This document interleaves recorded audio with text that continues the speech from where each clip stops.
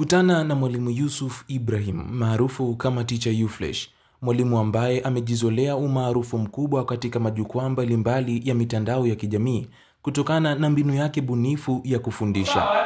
Tatengenezea wimbo ambao huo wimbo ukiukumbuka unakumbuka dhana ya tindikali. Tumeelewana nani? Ndio. Nikisema tindikali wewe utasema ni dutu ya kemikali ambayo ina asili ya uchachu. Sawa? Anafundisha katika shule ya msingi ya Kisumu iliyopo wilayani Kasulu hapa mkoani Kigoma. Licha ya kuwa na ulemavu wa mguu, lakini bado anaendelea kuonyesha dira na matamanio ya kutaka vijana wengine wenye nia na malengo makubwa wafikie malengo yao. Na huyu hapa ni mwalimu Yusuf Ibrahim, ukipenda muite Teacher Yufresh. Kwa majina naitwa mwalimu Yusuf Ibrahim. Ni mwalimu wa shule ya msingi Kisuma ambaye nafundisha masomo ya sayansi, lakini pia nafundisha madarasa ya chini kwa watoto darasa la kwanza, la pili, la tatu, lakini hata chekechea. Kwa hiyo madarasa yote huwa nayafundisha. Kwa ufupi labda nianze kuelezea hali yangu ambayo ninayo sasa hivi. Sasa hivi nipo katika hali ya ulemavu, lakini ulemavu huu kuna changamoto hapo nyuma zilinikumba, ikiwemo kuugua goti mwaka 2019 mwanzoni. Nilianza kuugua goti langu lilivimba, lakini sikubahatika kufanya matibabu ambayo yangesaidia goti labda kupona. Lakini baada ya kuhangaika nilikaa hospitali miaka mitatu. Baada ya miaka mitatu nafikiri goti langu nilifanywa matibabu, operation zaidi ya 3. Katika operation hizo mwisho kabisa nilifanya operation ya 3 nikiwa Moi Muhimbili, lakini baadaye sikubahatika kupona kabisa kwa sababu dawa zilikosekana. Kwa hiyo nikakaa, baada ya miezi 5 nikaenda Mbeya, hali ikanirudia tena ya kuvimba kwa goti. Kwa hiyo nilifanya operation ya 4 nikiwa Mbeya, lakini niliamuru kukata mguu baada ya kuona operation zinakuwa nyingi. Kwa hiyo nikaamua mimi mwenyewe kwa kushirikiana na mke wangu, nikatoa maamuzi nikatwe mguu ili angalau maumivu yapungue, kwa sababu hali ilikuwa sio nzuri. Na changamoto kubwa ilijitokeza, ilianza kuvimba tu goti, ilianza kuvimba. Sijajua kwamba kuna kitu gani ambacho kilitokea, lakini goti langu lilianza kuvimba, hali ambayo hata mimi mwenyewe nilishangaa. Baadaye likawa linaleta maumivu. Kwa hiyo mpaka sasa hivi katika hali nilofikia, nafikiri ilikuwa hivyo. Na operation nimeifanya mwaka 2021 mwezi wa 6 tarehe 3 ndo nilikata mguu. Kwa hiyo baada ya hapo nikaingia katika hali ya ulemavu mpaka sasa hivi mnaponiona. Nafikiri kwa mara ya kwanza baada ya kuugua goti, ndugu zangu kwa kushirikiana na mke wangu, familia upande wa pili, tulijaribu kuhangaika tukianzia hospitalini, lakini baadaye hospitalini hapakuonekana ugonjwa wowote. Kwa hiyo nikaamuru kwenda, nilibaki hospitalini kwa muda kadhaa nikiwa nafanya check up pale Muhimbili Moi ghorofa 3. Kwa hiyo nilipofanya check up waligundua uvimbe, lakini uvimbe hawakugundua kwamba umesababishwa na nini, na ni ugonjwa ambao walisema ni wapekee sana kwa mtu kuupata, kwa sababu waliniambia ni tumor ambayo imeform katika goti. Kwa hiyo kwa upande wa pili, labda kwa upande wa kishirikina, kwa kweli sikuwa nina bezi sana katika upande huo mpaka sasa hivi, ila tu nilijaribu kutumia baadhi ya dawa ambazo nililetewa pale na ndugu zangu, walikuwa wananitengenezea, baadhi ya mafundi wakawa wananipatia hizo dawa. Kwa hiyo nilikaa ndani muda wote nikiamini kwamba huu ugonjwa yawezekana nikatibika hospitalini na nikapona vizuri. Nimepata matatizo kabla sijaajiriwa. Mimi nimeajiriwa mwaka 2022 mwezi wa 7. Nafikiri before nilikuwa najitolea katika mashule ya serikalini. Nilikuwa najitolea kwenye mashule ya serikali, nikawa nafundisha. Nilianza 2016, 17. Lakini baadaye kuna shule moja ambayo nilikuwa nafundisha private, ambao kwa kiasi kikubwa ilinipatia mchango mkubwa, kwa kuwa nilikuwa natumia ile gari kwenda hospitali, lakini hata mkurugenzi alikuwa ananisaidia pia katika matibabu. Kwa hiyo hali iliponikuta nilikuwa nipo katika shule ya kulipia, ambapo nilikuwa nimechukuliwa na huyo mkurugenzi, kwa nikawa nafundisha hiyo shule. Kwa hiyo hata hali iliponikuta pia akawa amenisaidia kwa kiasi fulani pale alipojaliwa. Lakini nilikuwa hali ya maisha kwa kweli ilikuwa ni changamoto, kwa sababu tayari nilikuwa na mtoto mmoja. Kwa hiyo ikawa ni namna ya kuhandle yale maisha, kukabiliana nayo, changamoto mbalimbali. Of course ilikuwa ni changamoto kubwa sana, lakini nilipambana nazo. Sikuwa na ajira, sababu ilifika hatua hata wale ambao waliniajiri katika shule zao, kwa kuwa nilikuwa sina nguvu kazi tena, waliniacha na walinisaidia pale wanapoweza, lakini baadaye nilitoka wakaachana na mimi. Kwa hiyo nikawa naendesha maisha yangu kwa njia tu ya misaada. Wananisaidia ndugu, mtu ambaye anajaliwa kitu, lakini sana sana nilikuwa nimeenda tena kwa mamangu. Nikawa nimekaa pale, mamangu ndo alikuwa ananisaidia pamoja na upande wa mke wangu.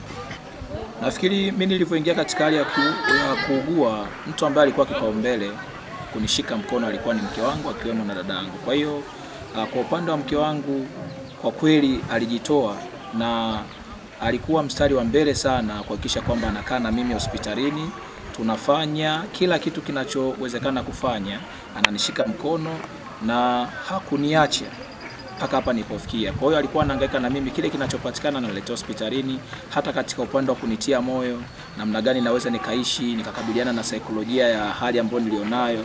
Kwa hiyo alikuwa muda wote yuko na mimi pale hospitalini, na mpaka hapa nilipofikia yeye ndo amekuwa mtu ambaye ni mstari wa mbele katika kunishauri, kunipa moyo, lakini pia kunitia faraja kwa kipindi ambacho nilikuwa napitia cha kuugua.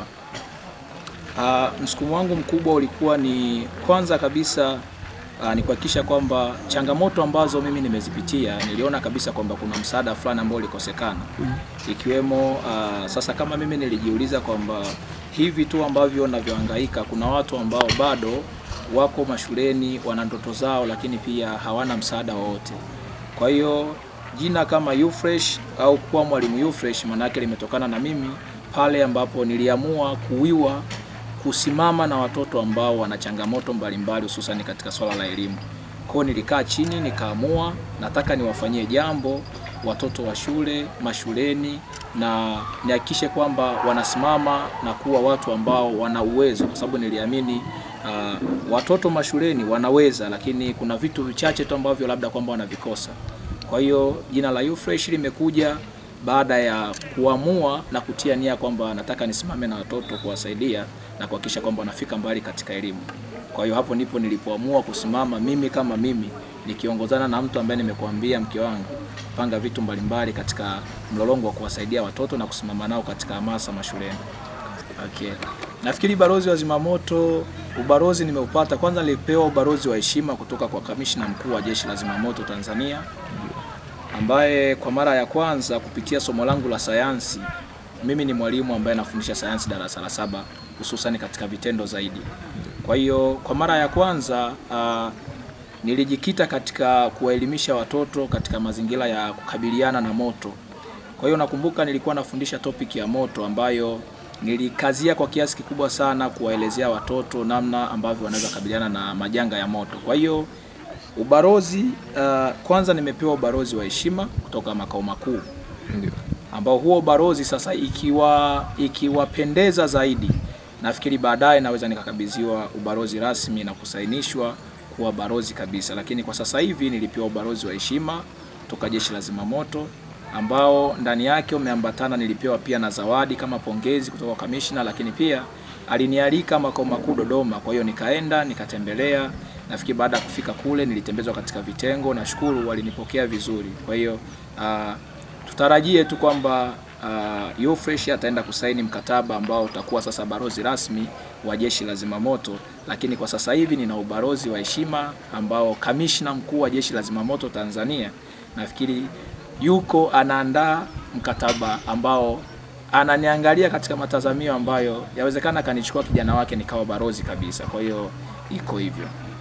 Tuendelee sasa hapa kwenye hii njia bunifu ya kutumia nyimbo kufundisha wanafunzi. Na umekuwa ni moja kati ya walimu ambao wanasikilizwa na kupendwa sana pale shuleni kama tulivyoweza kuona. Hii ilitokea vipi? Nafikiri hiyo ni talent ambayo mtu anakuwa nayo.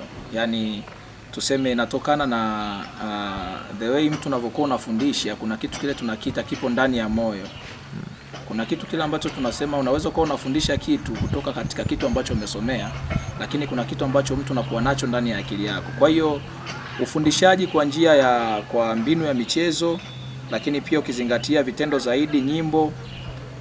Of course nyimbo nyingi sana huwa naziandaa mimi mwenyewe. Yaani nikikaa nikifundisha huwa naandaa wimbo hapo hapo ambao unaendana na somo kulingana na kinachonijia kichwani muda huo, huwa nakiweka katika somo langu. Kwa hiyo nilibuni hivyo kwa kuangalia kwanza nature ya watoto ambao naishi nao.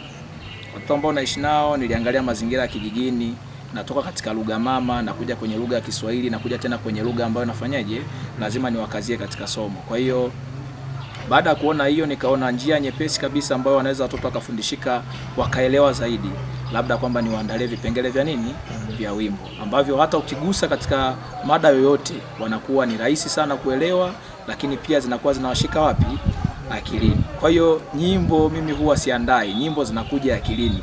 Nikiona mada naandaa wimbo, nikiona umeniambia ni kuandalia wimbo na kuandalia wimbo, ukinipa maudhui ambayo yanatakiwa pale niyafanye na kuandalia wimbo. Nafikiri ni kitu ambacho sijajua, lakini Mwenyezi Mungu amenijalia ni kitu ambacho kipo katika nini, katika akili yangu na nakipenda sana. Sawa, nafikiri ukiangalia katika kipengele changu cha hamasa, manake na wahamasisha watoto wapende shule na namna gani waweze kujifunza vizuri katika mazingira ambayo yako rafiki. Kwa hiyo kipengele cha hamasa kinaendana na msaada. Baada ya kuangalia kwamba na wahamasisha watoto wasome, lakini nikagundua kwamba kuna mazingira ambayo lazima watoto watengenezee, mazingira chanya, rafiki na wezeshi ambayo wanaweza kujifunza. Kwa hiyo kuna watoto ambao unaweza kaenda kumhamasisha akafurahi, lakini bado katika mazingira ya ujifunzaji ana changamoto.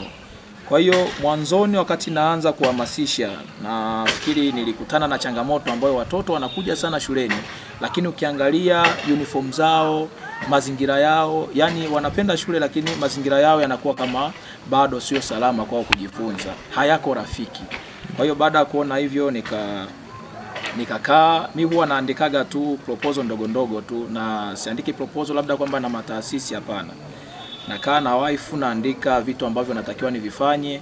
Nikaangalia miongoni mwa vitu tuliorodhesha pale, nafikiri ilikuwa ni taulo za kike, kukawa na project ya kusaidia watoto sare za shule, lakini pia kuangalia watoto wenye ulemavu. Kwa hiyo niliangalia nikabezi mpaka katika kipengele cha afya pia. Kwa hiyo nilianza na watoto ambao wana changamoto katika mazingira duni. Nikahakikisha kwamba kutumia akaunti yangu ambayo nilionayo na mashabiki ambao ninao, naweza nikafanya kitu, nikakusanya vitu, lakini pia vikawafikia watoto.